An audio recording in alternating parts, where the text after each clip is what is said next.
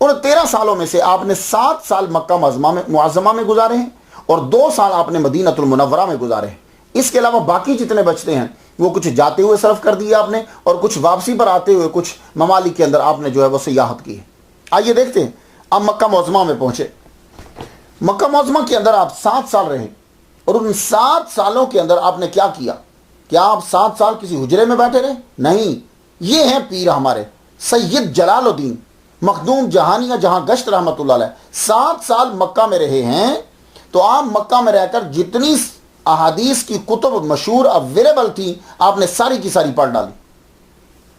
وہاں کے امام، وہاں کے بڑے محدث سے، ولی کامل سے آپ نے یہ ساری کتابیں پڑھ دی. بخاری، مسلم، ابو داؤد، ترمذی، نسائی، ابن ماجہ، موطا امام مالک اور بائہقی شریف، یہ آپ نے ساری پڑھ ڈالی کتاب. اور عربی کے اندر آپ کو مہارت تامہ حاصل ہوگی. یہ ہوتے ہیں ولی، یہ پیر ہیں، یہ صوفی ہیں.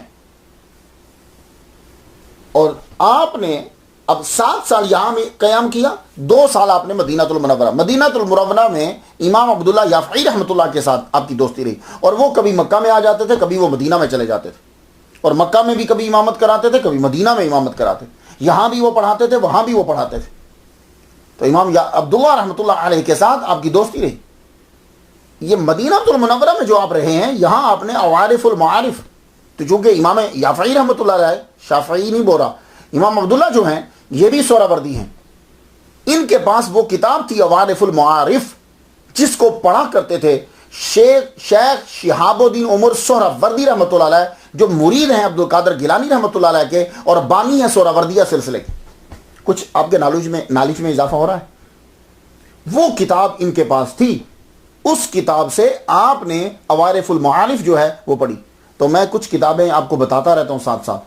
وہ اگر آپ اپنی لائبریری کی زینت انہیں بنائیں اور آپ خود پڑھیں تو یقین جانیے آپ فیل کریں گے کہ آپ کی دنیا، آپ کی زندگی میں انقلاب آ گیا. عوارف المعارف، رسالہ کشیریہ، فوائد الفواد، لطائف اشرفی، یہ میں ساتھ ساتھ آپ کو بتاتا رہوں گا. یہ خیر المجالس، یہ کتابیں جو ہیں وہ آپ کے پاس ضرور ہونی چاہیے. تو آپ نے یہ وہاں مدینہ میں رہ کر آپ نے پڑھی اور طریقہ ذکر سیکھا. ذکر کا طریقہ جو ہے وہ سیکھا. رجال الغیب اور جن، امام عبداللہ یافعی رحمۃ اللہ کی بڑی عزت کیا. یہ یمنی ہے اصل میں اور یہاں رہا کرتے تھے. ان کی محبت ہو گئی، ان کو ان سے، ان کو ان سے. ایک مرتبہ کیا ہوا کہ امام عبداللہ رحمۃ اللہ علیہ آپ کو مسجد نبوی کی ایک جگہ پہ لے گئے اور جا کے کہنے لگے، مخدوم جہانیہ جہاں گشت سے کہنے لگے، بھائی تم یہاں عبادت کیا کرو اس جگہ پہ. کہنے لگے حضور یہاں کیوں کیا کرو؟ اب ذرا جملہ سنیے گا، یہاں عبادت کیا کرو. کہنے لگے اس لیے کہہ رہا ہوں کہ تمہارے مرشد جو ہیں شیخ قطب العالم رکن الدین ملتانی سہروردی رحمۃ اللہ ہر جمعہ اور ہر سوموار کو یہاں آ کے عبادت کیا کرتے تھے. اللہ اکبر جل شانہ. کہاں ملتان اور کہاں مدینہ المنورہ. ہر جمعہ اور ہر سوموار کو وہ یہاں آ کر عبادت کیا کرتے تھے. یہ کیا ہے؟ ہو سکتا ہے کہ ابھی آپ لوگ یا بچے یا کوئی نئے آدمی میری بات سنتے ہیں تو کہیں گے مختار یہ ایسا پاسبل ہے یار؟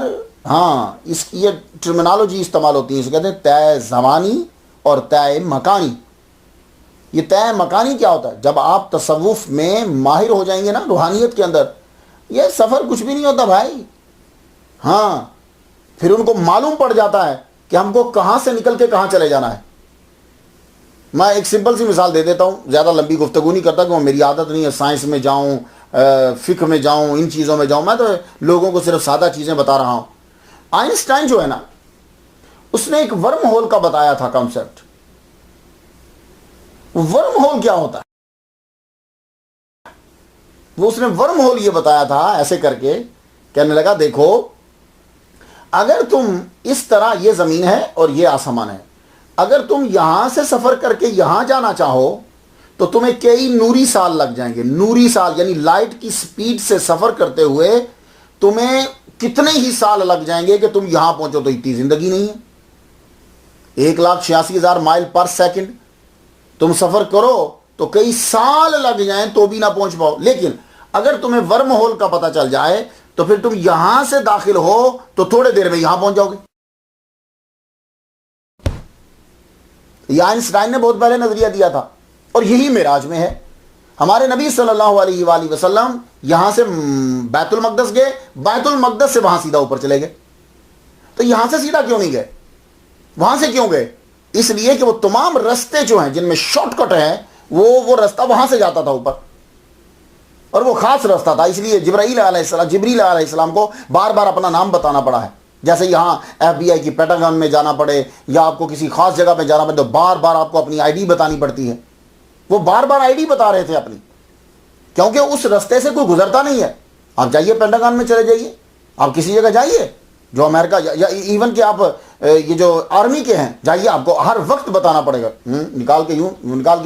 ایون کہ جو بڑے سینسٹیو ادارے ہیں وہاں آپ کو اپنی آنکھیں آگے کرنا پڑتی ہیں, وہ آنکھوں کو جو ہے اسکین کرتا ہے, پھر اس کے بعد ہاتھ دینا پڑتا ہے, پھر جا کے دروازہ کھلتا ہے. میں سمپل سا بتانا چاہتا ہوں بس تاکہ آپ کو سمجھ آ جائے. تو طے زمانی اور طے مکانی کیا ہوتی ہے کہ آپ جو ہو تھوڑے سے وقت میں یوں سفر کر لیتے ہو. اب آپ کہیں گے نہیں ہماری سمجھ میں نہیں آتی, ہم سائنس کو نہیں مانتے. تو چلیے قرآن مجید کو تو مانتے ہیں نا. تو وہ کیا ہے واقعہ سلیمان علیہ السلام کا؟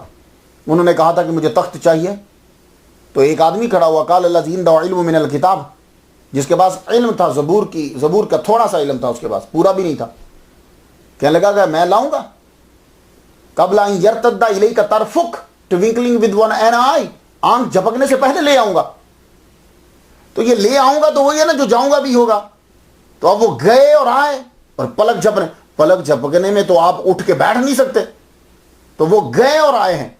تو بس یہ ایک بہت بڑی دلیل قرآن مجید کے اندر موجود ہے. اس لیے ولیوں پہ اعتراض مت کرنا, سمجھ نہ آئے تو چپ ہو جاؤ, اعتراض مت کیا کرو. تو انہوں نے کیا کہا کہ جمعہ اور سوموار کو یہ ملتان سے آتے ہیں, تو اگر سلیمان علیہ السلام کا امتی زبور کا علم رکھنے کے بعد اتنی دور جا کے پلک جھپکنے میں واپس آ سکتا ہے, تو جس کے پاس قرآن مجید کا علم ہے اور وہ محمد مصطفیٰ صلی اللہ علیہ وسلم کا امتی ہے, تو اس کی طاقت کو مانتے ہوئے ہم لوگوں کو اتنی مار پڑ جاتی ہے کہ ہم لوگ سب کا انکار کر دیتے. یعنی ہم سلیمان علیہ السلام کے امتی کی طاقت کو مان لیں گے, محمد مصطفیٰ صلی اللہ علیہ وسلم کی امتی کی طاقت کو نہیں مانیں گے. زبور کے علم والے کی طاقت کو مان لیں گے, قرآن مجید کے علم رکھنے والے کی طاقت کو تسلیم نہیں کریں گے. عبد القادر گیلانی رحمۃ اللہ علیہ, میری بات آپ سمجھ گئے ہیں؟ میرا خیال ہے کہ اس سے بڑھیا دلیل اور کوئی نہیں ہوگی. تو آپ جو ہے وہ وہاں سفر کرنے کے لیے سفر کرتے اور وہاں جو ہے وہ پہنچاتے. تو شیخ رکن الدین امام عبداللہ یافی رحمۃ اللہ فرمایا, کہنے لگے یہ کتب سندھ ہیں, اور شیخ نصیر الدین چراغ دہلی جو ہیں یہ کتب ہند ہیں. تو اکثر جب مخدوم جہانی جہاں گشت رحمۃ اللہ علیہ ان کے ساتھ بیٹھتے تو یہ شیخ نصیر الدین چراغ دہلوی رحمۃ اللہ علیہ کا ذکر ضرور کرتے, اس لیے میں نے ان کے بعد ان کا ذکر کیا. بندہ نواز گیس دراز وہ ان کے خلیفہ اعظم تھے, اور پھر چونکہ ان کا بھی ان کے ساتھ تعلق رہا اس لیے میں نے ذکر ان کے بعد ان کا کر دی. مسجد نبوی میں مخدوم جہانی جہاں گشت رحمۃ اللہ علیہ نے امامت بھی کروائی. اب وہ کیسے ہو؟ امامت کے لیے ہوتا ہے کہ لوگوں کو قابلیت کا اظہار ہو, پتہ چلے تو مصلی امامت پہ کھڑا کرتے ہیں. تو مخدوم جہانی جہاں گشت رحمۃ اللہ علیہ کو کیوں کھڑا کر دیا؟ ہوا اصل میں یہ کہ آپ کا رنگ جو ہے وہ تھوڑا سا ملیح تھا, سانولا تھا آپ کا رنگ. کیوں؟ اس لیے کہ آپ ملتان پہ رہتے ہیں, ملتان میں گرمی پڑتی ہے, کچھ شریف ملتان یہ سارا علاقہ جو ہے یہاں گرمی پڑتی ہے, اور گرمی جہاں پڑتی ہوگی وہاں رنگ ذرا سانولا ہوگا. آپ کا رنگ سانولا تھا, تو وہ مدینہ کے لوگوں نے کہا کہ تم سید نہیں ہو, مجاوروں نے کہا تم سید نہیں ہو. انہوں نے کہا اچھا. تو آپ حضور صلی اللہ علیہ وآلہ وسلم کے پاؤں کی طرف کھڑے ہو گئے, اور پاؤں کی طرف کھڑے ہو کے کہنے لگا السلام علیکم یا جدی, آ میری جد, آپ پر سلام ہو. محمد مصطفیٰ صلی اللہ علیہ وسلم کے روزہ اطہر سے جواب ہے وعلیک السلام یا ولدی, یا میرے بیٹے تجھ پر بھی سلام ہو. اللہ اکبر جل شانہ, تجھ پر بھی سلام ہو. انت منی وقرۃ عینی, تو مجھ سے ہے, میری آنکھوں کی ٹھنڈک ہے. اور اس وقت وہاں جب آپ نے یہ جملہ بولا تو شیخ بدر الدین یمنی رحمۃ اللہ علیہ بھی موجود تھے, اور مجاوروں نے بھی اس جملے کو سنا. مجاور تو کھڑے ہو گئے, ہاتھ چومنے لگے, سید زادہ.